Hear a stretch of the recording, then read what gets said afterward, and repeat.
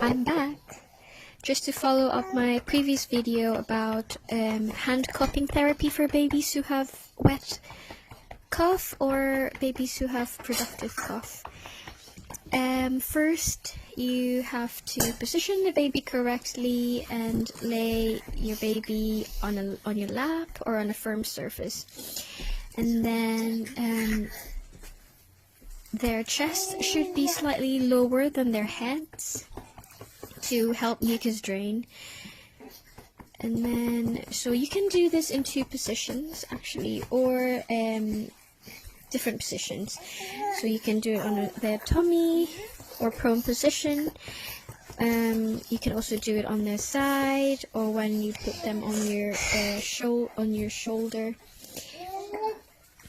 while facing your body. So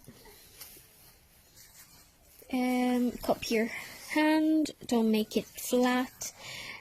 This is to ensure a gentle, hollow and rhythmic tapping instead of slapping.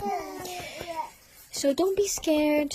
You just have to tap gently but firmly on your baby's back in a rhythmic motion.